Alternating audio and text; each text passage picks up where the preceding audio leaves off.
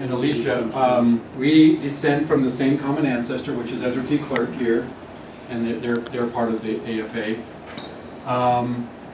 And we've been, our whole lives have been spent going to family reunions about every year in Farmington, Utah, which is where our ancestral home is for Ezra T. Clark. That's where he settled when he came here. I just wanted to share, I want to ask a few questions and then share some keys that I think are very important to have a successful family organization. And I want to just kind of test my theory by asking a few questions. How many of you have had a family reunion, you know, an ancestral family reunion in the last 5 years? Raise your hand. Okay, everyone almost. Awesome. And then, what has been the turnout? Or has it been a successful turnout, do you believe? Okay.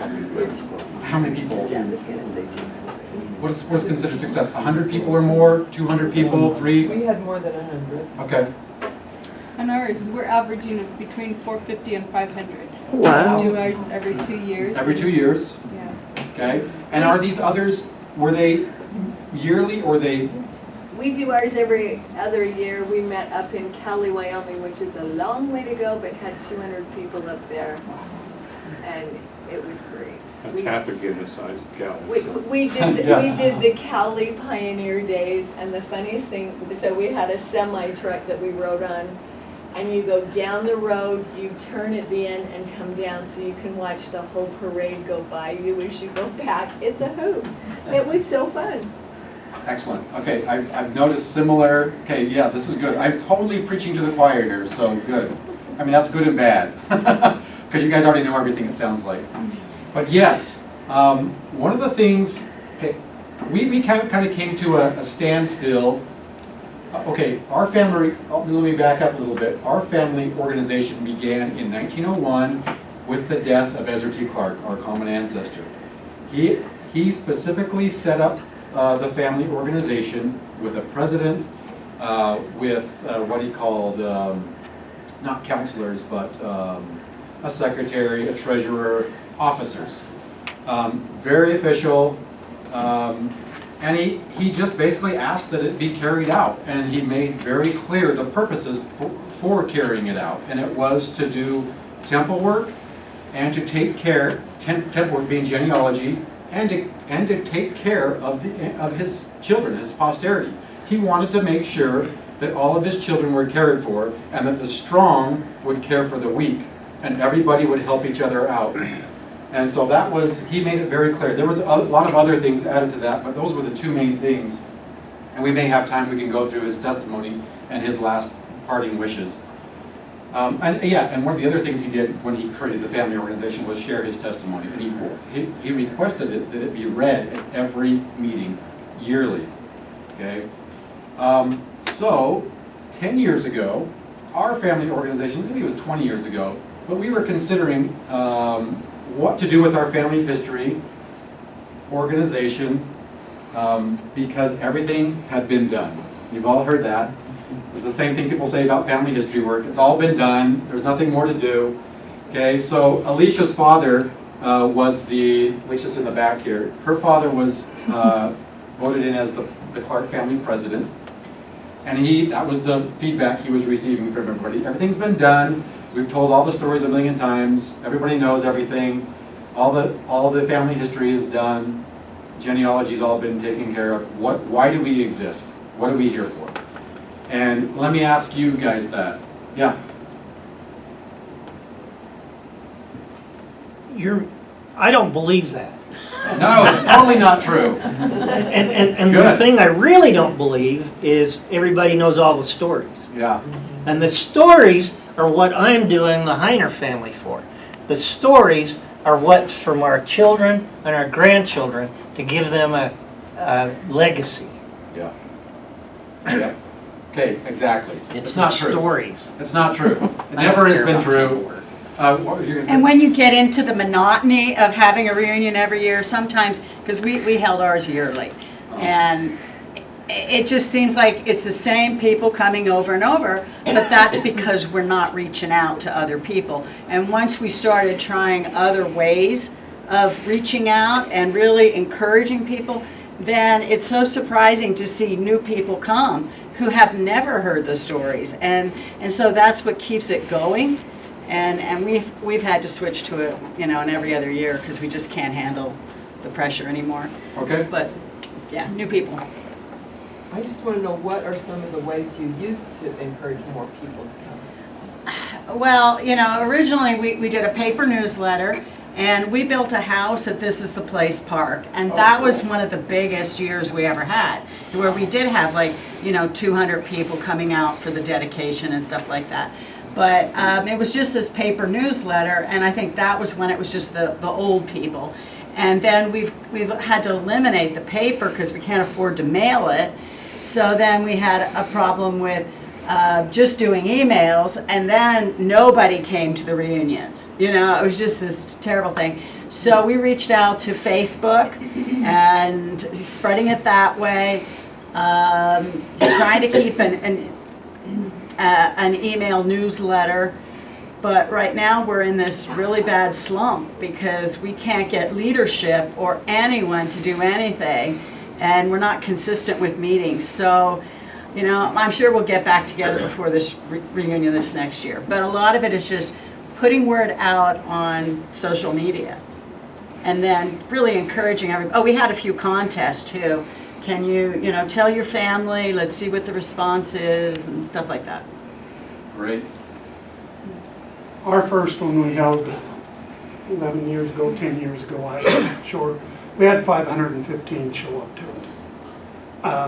I had back surgery that year, and I spent 3 months on the phone calling, and we had great turnout.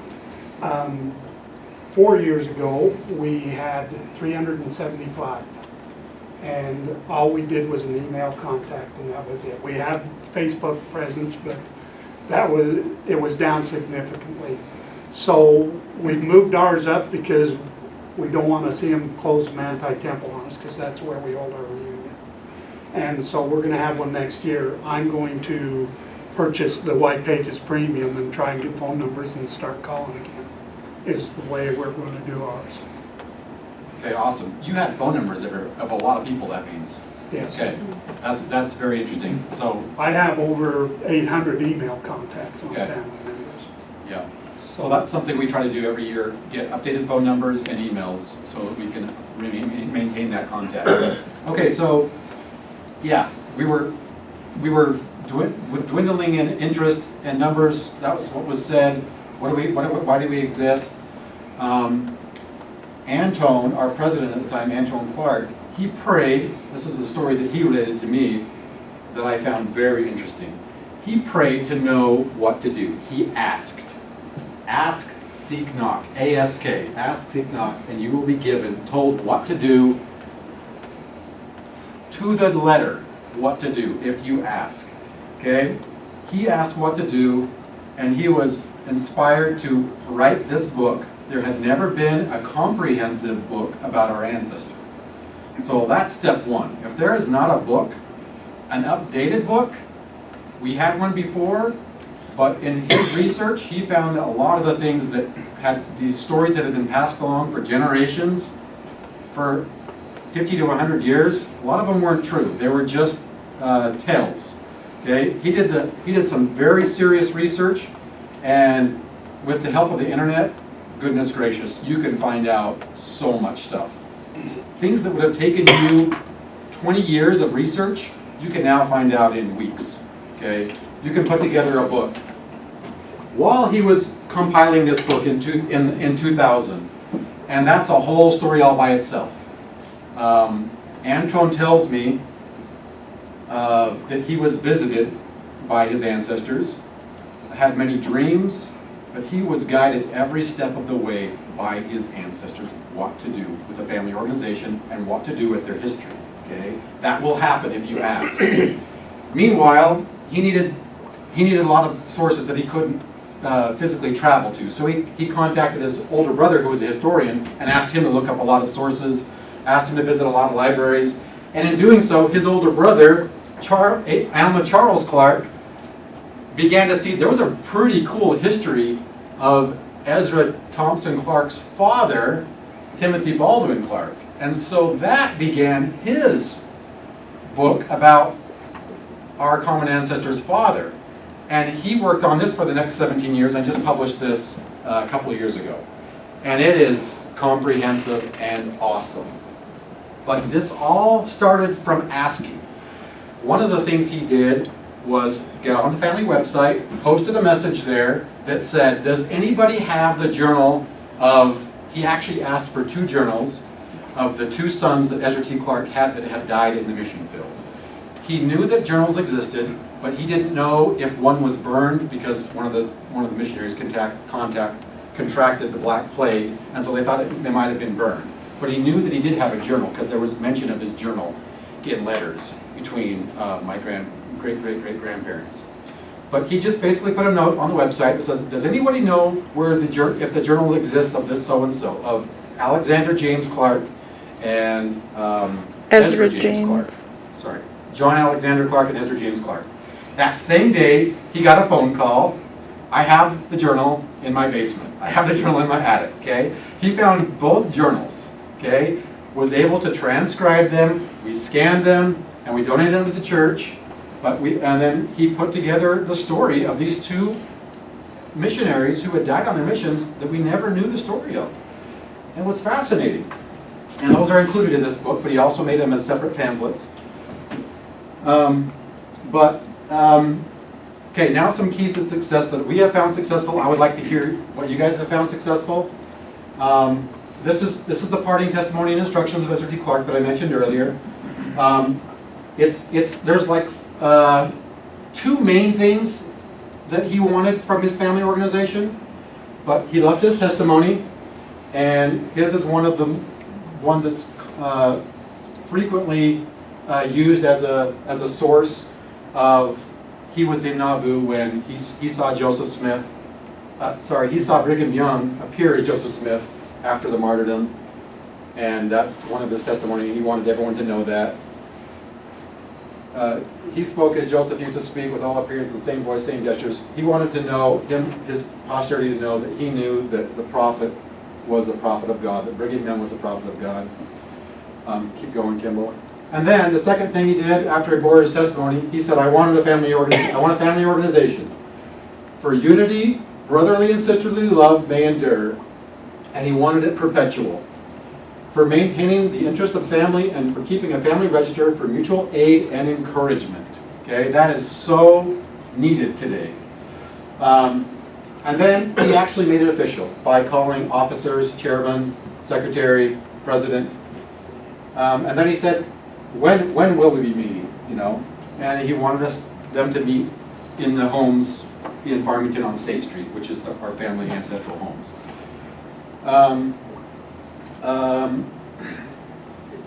This is 1901. Yeah, this is 120 years ago. So after 100 years, we wondered what we should do. Prayed, got the answer. There has been a reawakening after these 2 books were published. Everybody wants these 2 books. We published 500 of these initially. We're republishing them now. We published 500 of these 2 years ago. We've got 80 to 100 left, which we knew. We knew they'd be gone in about 2 years, and we'd need to publish them again. But we wanted to keep them to 500 because we knew there might be errors or things that needed to be corrected, and we decided the second edition we can publish 500 to 1,000 more. Okay, so keys to success. We always hold our reunions the same time every year in the same place. No one has to ever question, I don't know where it is or when it is. I didn't hear about it. They know by now. There's still a lot that don't know, but we just tell them it's always the Saturday before Father's Day. And that's kind of symbolic, right? We're celebrating our forefather. So it's the Saturday before Father's Day at the Old Rock Church. Now we've had it in a few other places occasionally, but it's been a block or 2 away.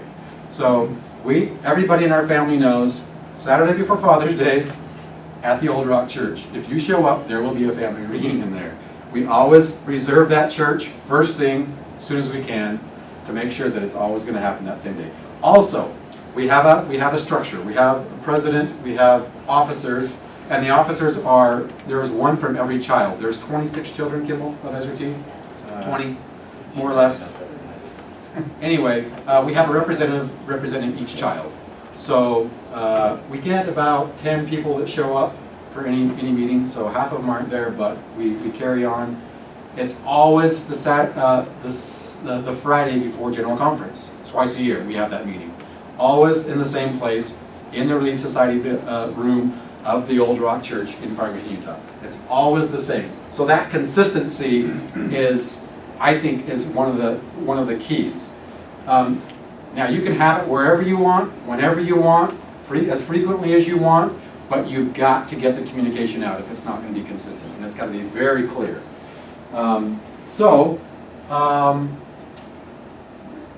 In reading these books, I'm just going to spend 2 more minutes, Kimball, okay? In reading these books, I found out that my ancestors were baptized, brought into the church by the Porter family. And the Porter family, right now they're kind of based in Porterville, Utah, which is up in Morgan, up near Morgan, in Morgan Valley.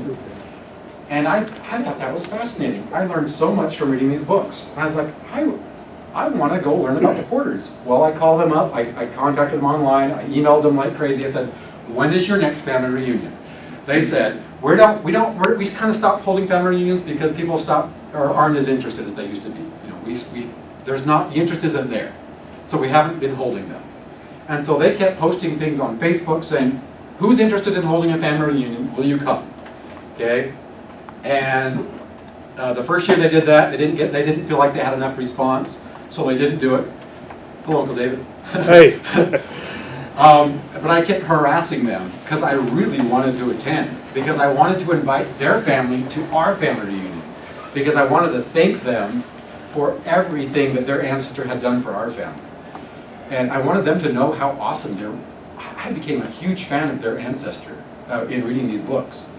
And so the next year, they because I kept harassing them, they kind of said, okay, we'll do it, But they tried to get an RSVP again that year, and guess how many people RSVP'd out of like 700 people on Facebook? Anybody want to guess? 700 people in their Facebook group. 4. Okay? And I thought, whatever, I'm going to show up, I'm going to go. There'll be at least my family there, so that's going to be like, 5 or 6. So my family went, and there was 60 people there, okay? 60 people, only 4 RSVP'd said they would go. Everybody brought food, it was awesome. It was beautiful, everybody loved it. The spirit of our ancestors was there when we walked in the room. If you hold it, they will come, okay? It might not be a screaming success every year, but you've got to hold it and they will come. Don't use the excuse of no one's interested. You've got to plan it, make it happen, and if you hold it, they'll come. That's my testimony. Yeah, and make it official. And that's all I had to say. And I say these things in the name of Jesus Christ, amen. Amen. Do you have the reunion every year? Every other. Good question. So we actually, 10 years ago, we decided to have it every other year. Okay. We're discussing whether or not we should bring back the every year, because he Saturday specifically before said, Father's I Day. want this held every year. I'm going to come. And so we vote on it. We vote on it every 6 months, right, Dave? Are we going to have this every year? It's brought up at every single meeting. There's not consensus. Yeah, so we'll just continue having every other year. But it's our ancestor 200th birthday coming up in 3 years. So I think we're going to probably have one every next year? next few years. Yeah. So one thing that we did So at our you last did it this reunion in last summer. 2013, we This last Father's encouraged Day. smaller family groups to hold their own reunion afterwards. We did this is Place Heritage State Park, and rented a large pavilion. And then, for instance, our family rented a smaller home, and we had, grandparents and that generation. And it was really lovely to do that back to back. So maybe that's throwing out a suggestion there for the Clark family, Yeah. that you just, every other year, it's going to be smaller. And encourage other people. I think we get more involved if we can get down to the grassroots there. Yeah. And I would also say, make assignments. Assign someone who may not have anything to do or know anything about their church history. Assign them to do such and such a thing. and they will be blessed forever for it, that person that gets that assignment. Don't be afraid.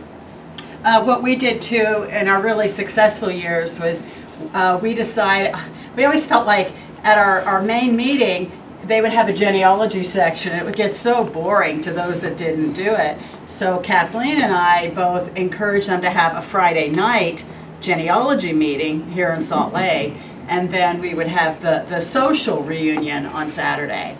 And I thought they were great. It's just, now we're out of the habit, but it would be different people that would come for the genealogy than those that came for the social. You also pointed out the social part, food. I think that's really important. That was my favorite memory as a kid was the food. I had no clue about what else was going on, but the food, we always had food. Okay, very important. Food. Yeah, it is, it's true.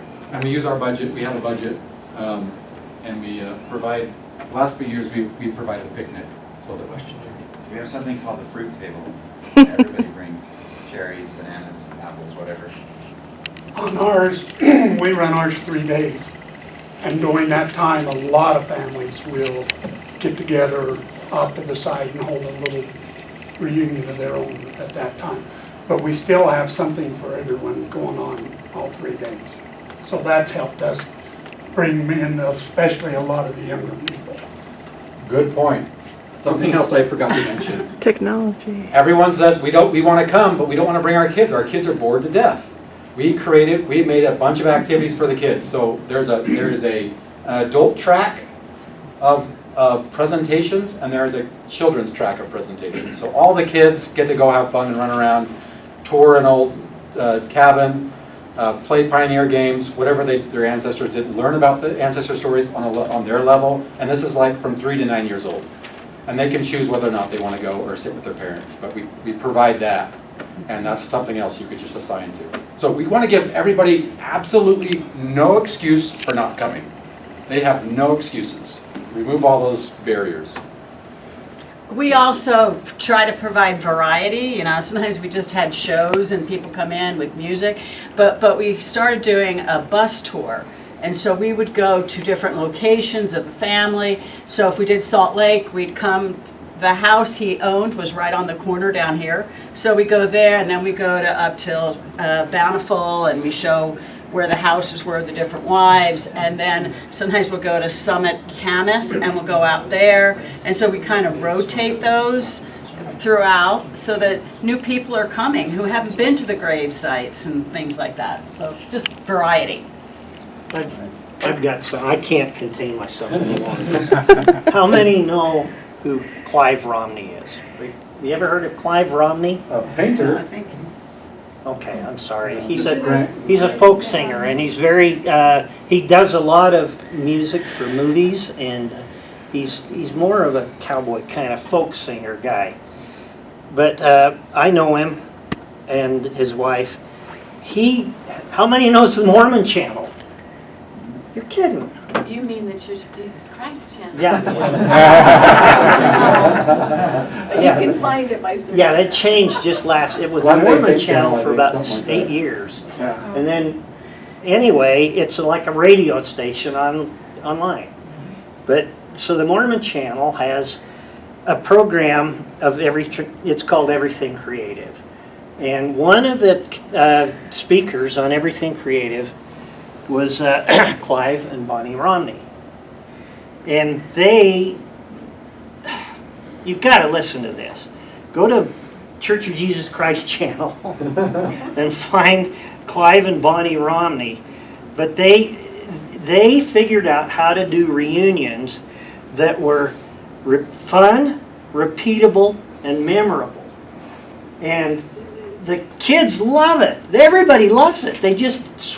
You've got to listen to this thing.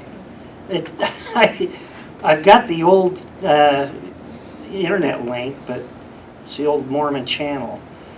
But it's Pioneer Creativity. If you write this down, Pioneer Creativity, Clive and Bonnie Romney. And I don't know, I guess I could, I'll find the link and put it on the board. Okay, It's incredible. You really, it's. You reminded me of a few things. So every 5 years, we do a home tour. We get permission from from the owners of the homes of our ancestors to go actually either approach the home, go in the front door, or even take a tour of the whole home. And we get about 10, Kimball? Way more attendees. 10 homes. Oh, yeah. And that can be the reunion one year, it's just a home tour. And you get to see hear all the stories of all the things that happened there, and actually maybe hear some of the architecture, whatever, all aspects of the home and what happened there. And that's been a really fun thing we did. So many things to do. I think a key part is whether or not your ancestor was a polygamist, right? That's your numbers. So we had kind of a hand up there. Well, thank you, Andrew. Andrew's my brother. Andrew and I, we were sort of force-fed family history because we lived in the ancestral home. And my dad was in charge of the organization. And there was the fruit table every year. Who would want to deny the fruit table? I mean, you had to go for the fruit table. And then there's ice cream now every year. And that has a story, that has an ancestral heritage to it. So I want to talk to you briefly about Kindex, a new element that you could introduce into your reunions. I'm going to see if the audio works. I'm not sure if it does. We'll see. It doesn't work. Okay, that's why I was nervous. Okay, so Kindex. Check the panel behind you. Some family I haven't even met, but they are amazing too. I'll show you. I have a pretty cool family. Some family I haven't even met, but they are amazing too. How do I know? I'll show you. Your history is everywhere, if you know where to look. But searching throughout this? Are you kidding me? Actually, Kindex makes it easy to gather records and add them to your online archive. So everyone can jump in and index their records, making every word searchable. As I sit here all alone, I wonder what you are doing now, period. So I look on that and say, There are lots of ways to transcribe and tag records. Invite your family, your friends, anyone in the world can index. Creating a searchable archive for families, groups, or anybody who has records. And discover some amazing things about who we were and who I am now. So that family I never met, with Kindex, I know them anyway.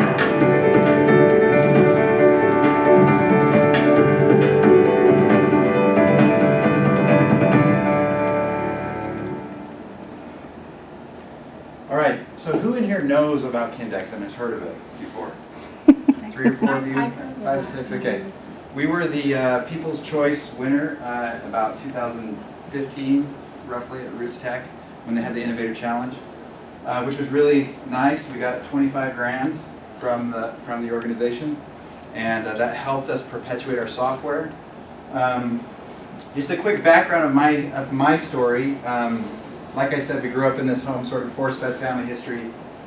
There's no doubt that the spirit of Elijah is strong in probably all of us. That's why we're here.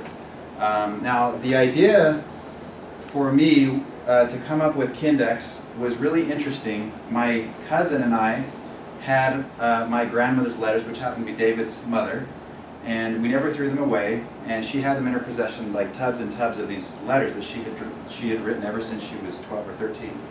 And we said, we need to scan these, So we did. We scanned every single one of them.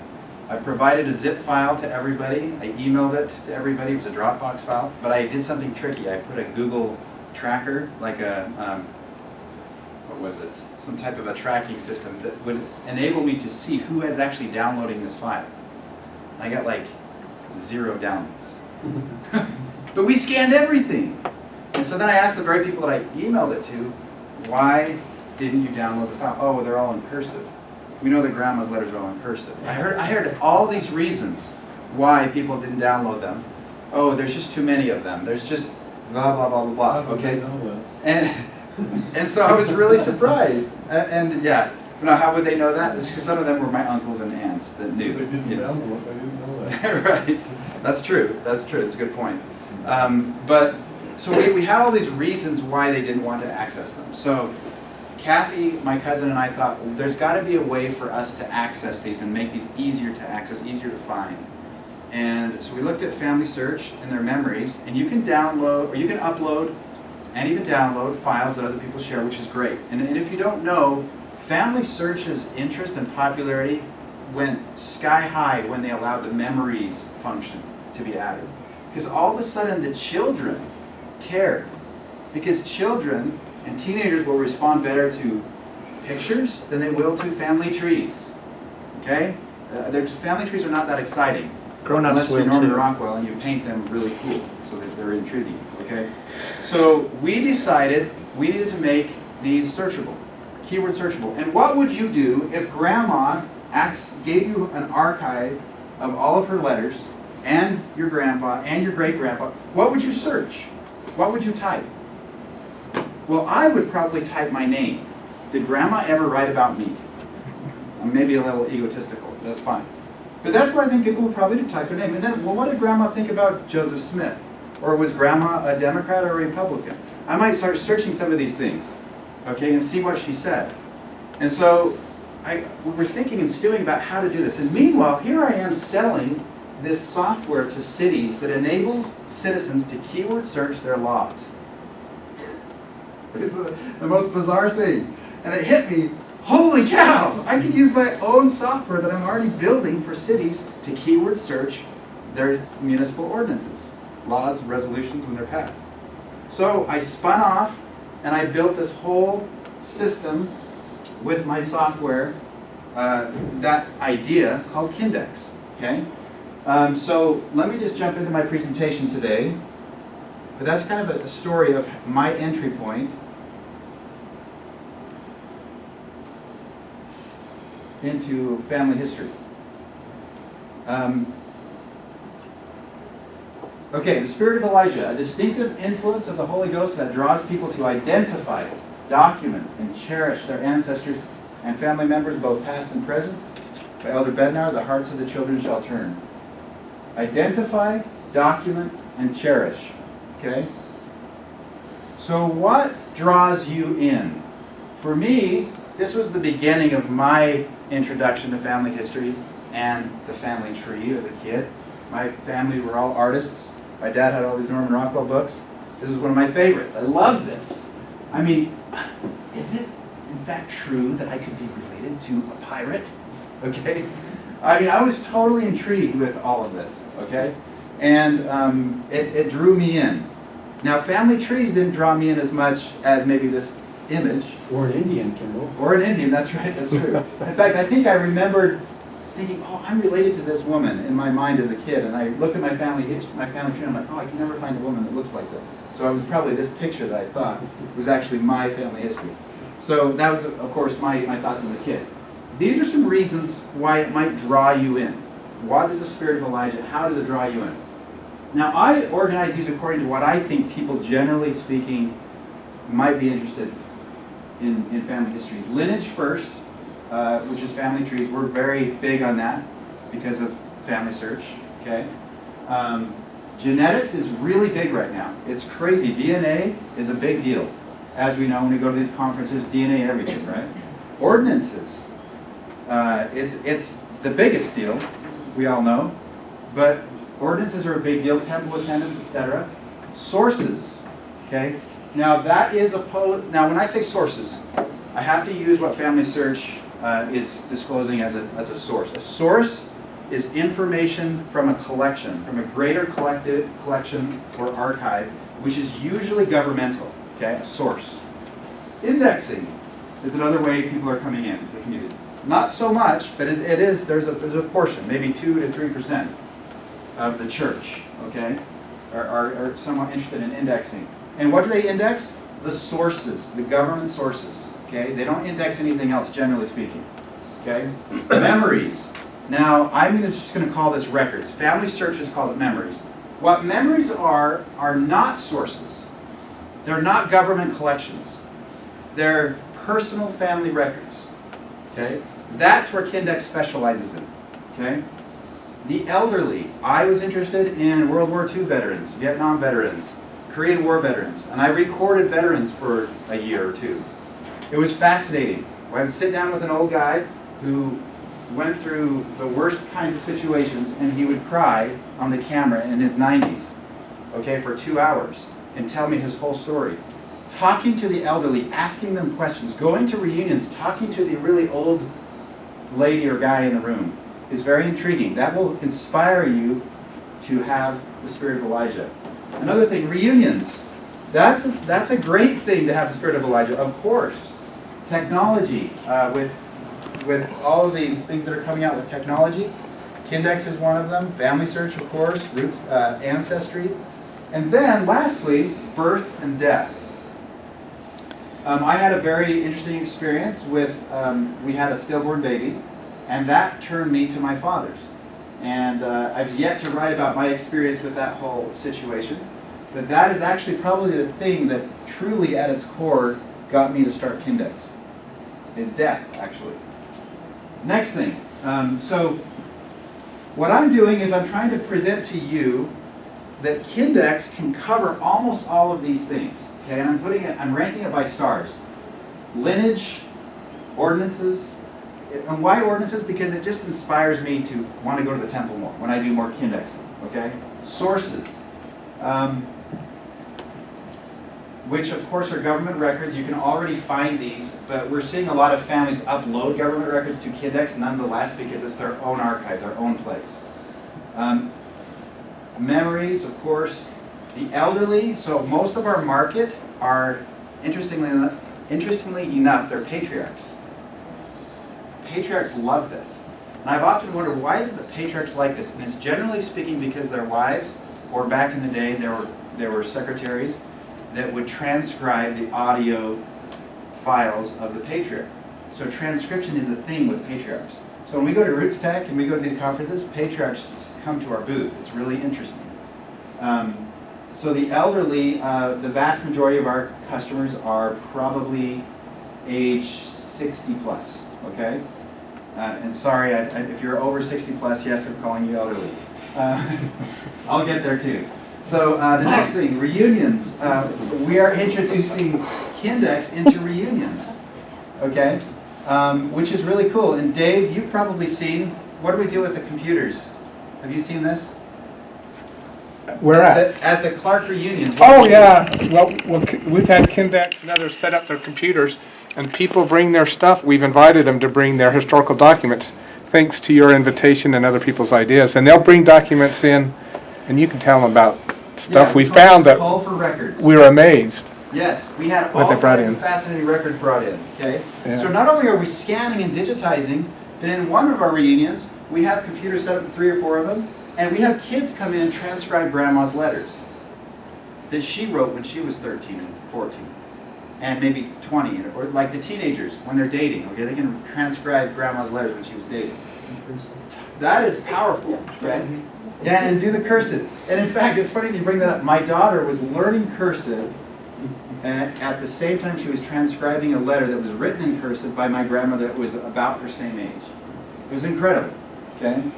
Neat experience. So the other thing is technology, obviously, is you're using Kindex, it's all technology, and then birth and death, which inspires us to turn our hearts to our fathers. And the reason why I say that, when a family member dies, you all know this, there's about a week and a half of the family coming together that's beautiful. It's a wonderful experience.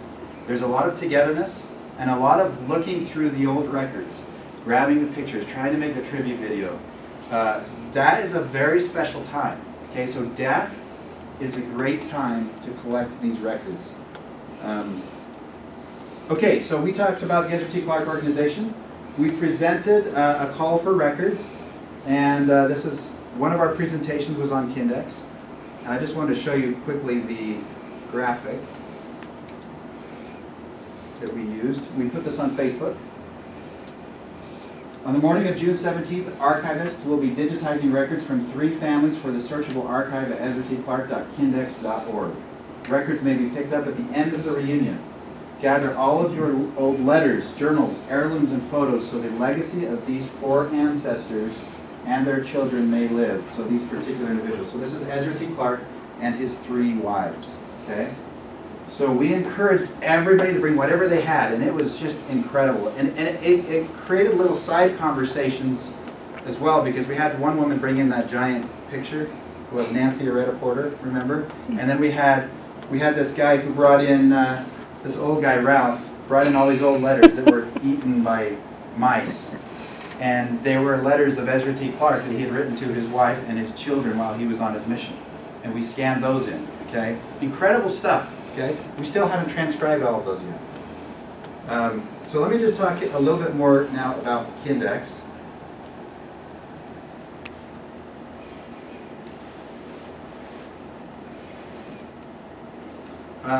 I want you to think about what's in your closet, what's under your bed, okay? What do you have that you can contribute to your own archive? And let's jump into an actual archive of Kindex here.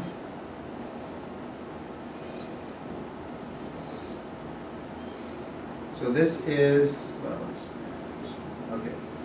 This is my archive, and we have some Clark, I think this is the Charles and Sally Clark. So this is my mother and my father and my siblings. Okay, I haven't really fleshed this one out yet, but it's clark.kindex.org. If I want to flip to another archive, I can do that. So let's go to the Smith-Clark archive. This is David's mother and his father and their families, and we've broken it down according to collections: art, book of remembrance, diaries, family search memories, history letters. Okay, and I can search, let's go ahead and search, what did Grandma say about Republicans? Nothing so far. Let's do Joseph Smith. Okay, so here we have whatever she said about Joseph Smith, okay? Here's her original diary. Here's a book of remembrance she put together where she talked about Joseph Smith. And of course, if I click on it, it's going to show me the text that's been transcribed thus far. And there's, for some reason, it doesn't Joseph, oh, there it is, Joseph Smith. It's supposed to be highlighted. So, and then I can, of course, view the original. Okay, now if I want to go back to all the records, and I want to participate in the transcription of something, a lot of this has already been done. Finish transcribing that one you just opened, like it was only halfway done. I'll find something better. That's better.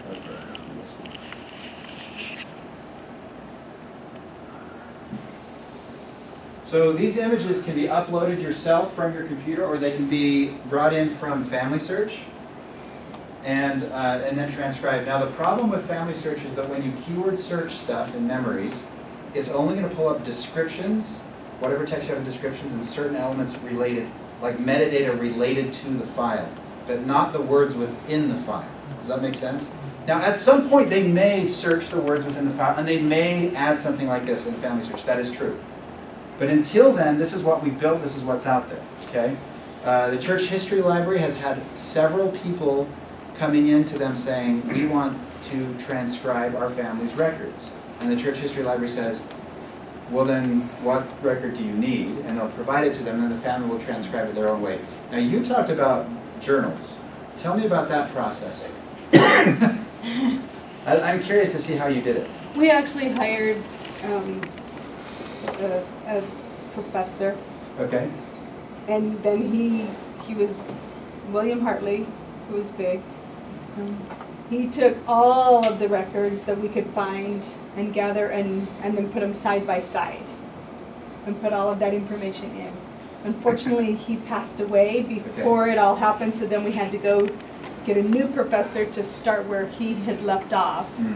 And that's kind of what took so long, but that's what they did, and they just went through and transcribed, and in the book he has actually left it in the old English writing and just put notes next to it of what this might mean. Okay.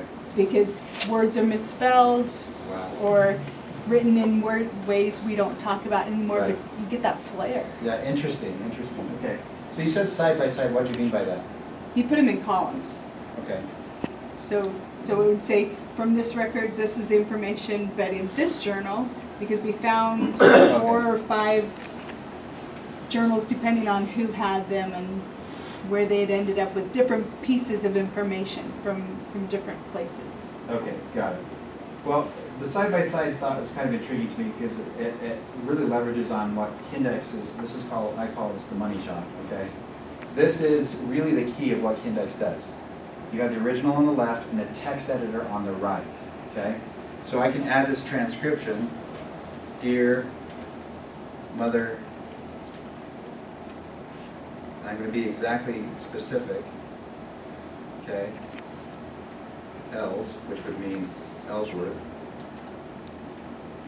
wished me to add a postscript, okay, and so on and so forth. I could go on all day, but what this is doing is this is allowing me to transcribe every document that I might have in my archive, okay? So indexing is still in progress. I'm going to go ahead and say save. But I didn't spell add right. But now I'm going to go ahead and search postscript. And there we go. Okay, this is how it works. Go ahead. Does it show who did the transcription? Yes, And it does. the Yep. time? So if I jump into that document, go to record info. Perfect. Now, once I'm done, okay, once this is done, this will actually reveal it. So it's sort of hanging there, okay? Now let me tell you something else that I can do as an archive owner. So let's suppose that I pay for the service for my organization, okay? I can jump in and I can say, let's see if I can get a different archive here.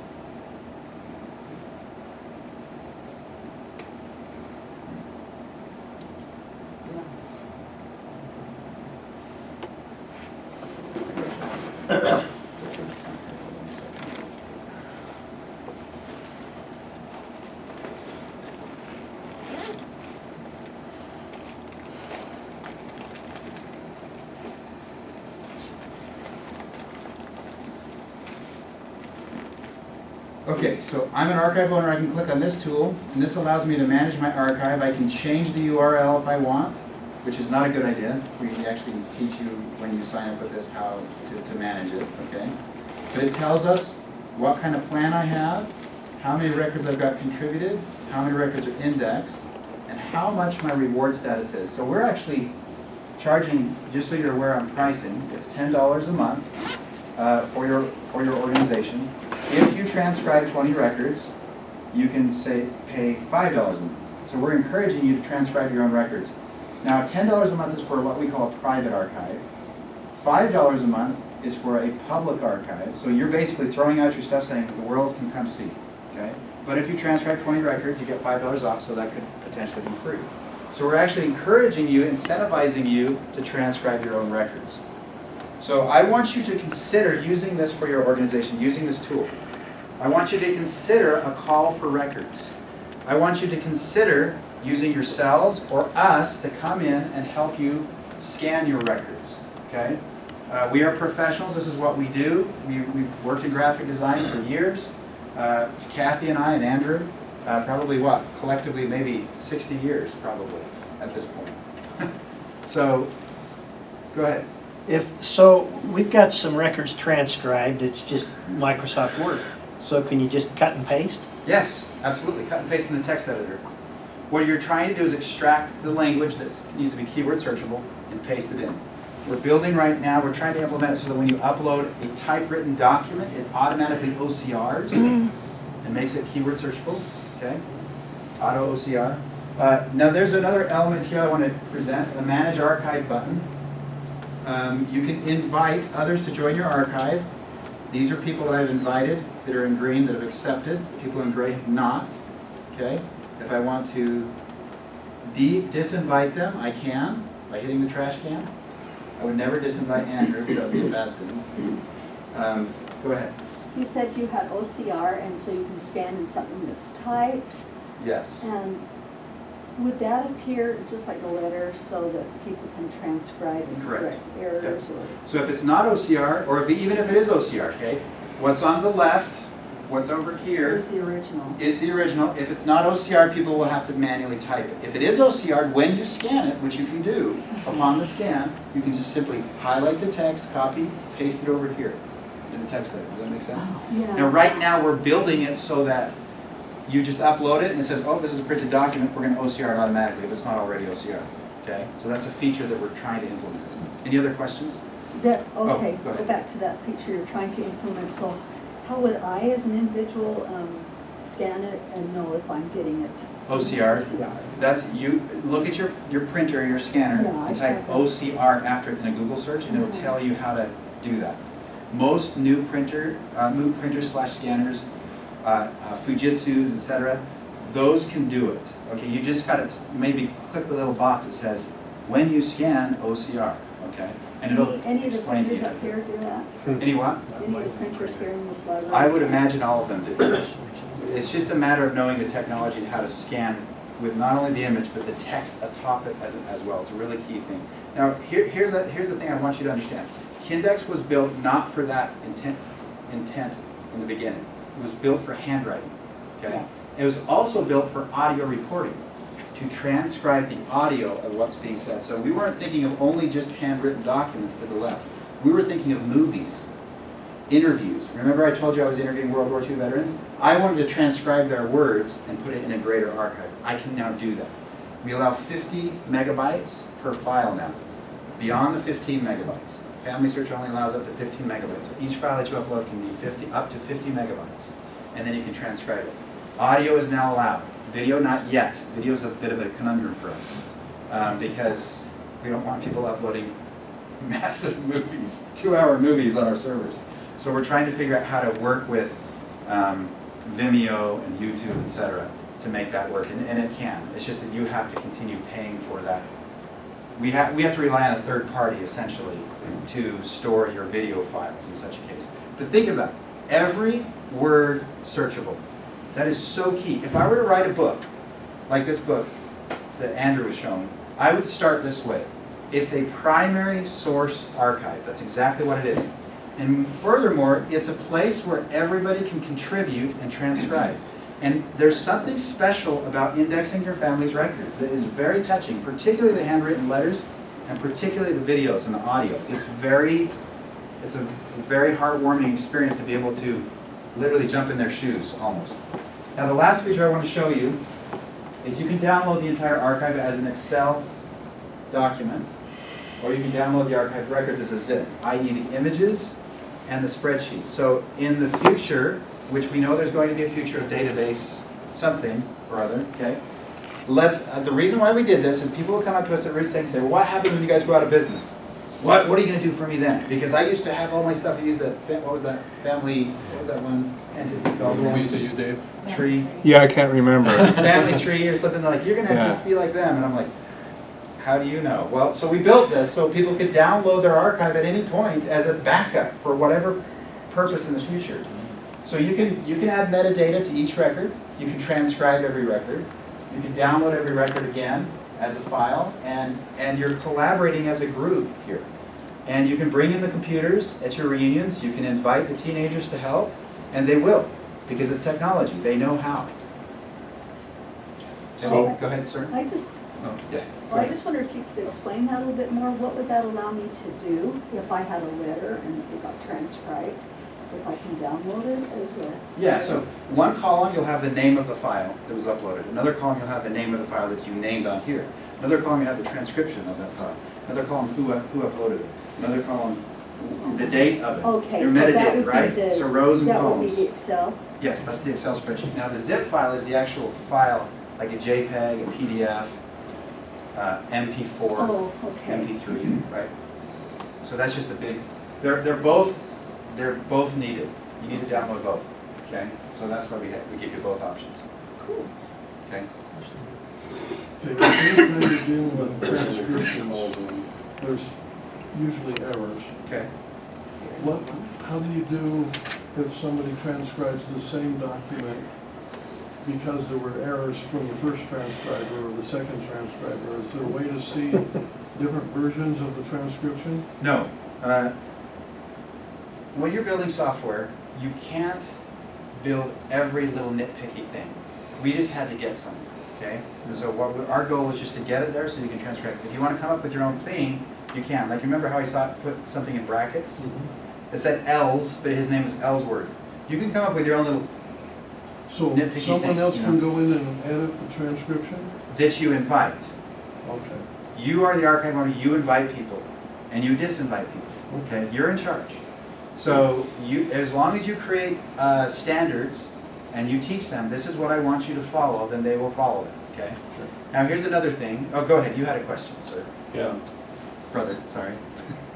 I'm used to Oh, talking to whatever, but- municipalities, so. so it's $10 a month, I get discounts down to $5 a month, those examples you gave. Yes. But if I'm using it for my family organization, is there a per user charge, or, I mean? No, it's, you are the archive owner. You can use it for your family organization if you so choose. So what's your last name? Taggart. Taggart. So let's say taggart.kindex.org would be your future archive. Okay. You're the archive owner, you invite as many as you want. Those people that jump in and help don't have to pay. They're just invited. But you're on the hook for paying that $10 a month for the private archive or $5 a month for the public archive. And you're also on the hook to encourage and inspire them to help so that you don't have to pay money every month. Okay? So somebody transcribes it and they can't spell or type anyway, and so they've got to invite you to come in and fix their transcription. Is that Okay. correct? Well, we're building a little element right now. It's one of our top things where you're going to be notified when an archive is done. Right. Via email. And you can jump in and fix it if you want. Okay? Or you can just at least review it. So your question, what is your question? Help me understand Well, your question. I've got lots of relatives that can't spell, despite their best. Okay. Believe it or not, I even make mistakes. Okay. So you choose the spellers and the non-spellers when Yeah, you but invite them, right? somebody does it wrong and somebody else has to fix it. Well, true. So that's doable, right? Well, we don't have like, the text editor itself does have a spell check. So if I type something and it has little red dots under it, you know that it's a misspell, right? So it can't be corrected. Yeah, it can be. You have to just manually correct it, like any text editor. Right, right. Main point is you can go back in. You can go back in and fix Yeah, it. absolutely. Oh, yeah, I'm sorry, I didn't. That was my Yeah, question. absolutely. You're the so everybody who's invited to the archive can change anything in regards Okay. to the text and in regards to the Okay. file. Okay. So can there be a link, like what I'm seeing right now, and I can Right. go into Family Search and say Ezra T. Clark, here's a source, and they click on it, and it will link to that? Yes, good question. So let me show you an example of that.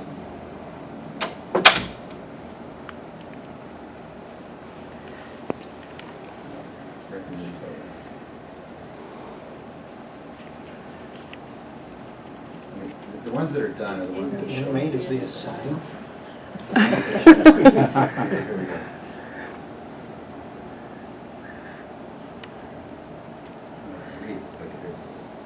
Okay, so here's my final. We really don't know who this woman is, okay? So if I want to share this with my family on, I say copy link, okay? And then I go into Facebook and I paste that link. And then this becomes a shared record for the community to see, for anybody to see. But nobody, but it locks it down, nobody can go anywhere else. All they see is this, and they can view the original. Okay? So So they yes. can't come in and edit and stuff, they can just see what you have done. Yes, that you go they out can and read the do stuff, that. they can see this picture, but they can't even search the archive unless they're invited. Right, okay. Unless it's a public archive. If it's a public archive, then yeah, anybody can see it. Could they send you a message that says, I think this is who it is? Well, on Facebook, wherever you posted it. But yes, you can. So if I go to, let's do another one, Samson. You gotta learn how to use Facebook. I know it's about time. Oh. Ask one of your grandkids. Everybody I ever knew wanted to friend me. That's right. I actually posted this on Facebook. No, that'd be fun. Request access to become a collaborator, or log in if you are the archive owner, okay? So this is what's going to come up as you present the archive to the family. And what will happen is people will request access and you'll get notified saying, hey, I'm Joe, I'm the great-great-grandson of Ezra, or whatever. Can you have it be public for everyone to see, but only let us use? change things? Yes, Can you so have- a public archive means is open for everybody to see. Not everybody to change, but everybody to see. Okay. Now, here's another thing. We do allow what's called a Kindexer. If you just want to help and see all the archives, you can log in as a Kindexer and help. Okay? So you could have someone from India transcribing your family's records, if they so choose. Now, if that someone from India is divisive, okay, we can actually block them, okay? Any other questions? Okay, thank you very much for your time. I'm sorry I went a little long, but I hope I was able to illustrate what Kindex was, and we'll leave it at that. Thank you. Thank you, Kimball.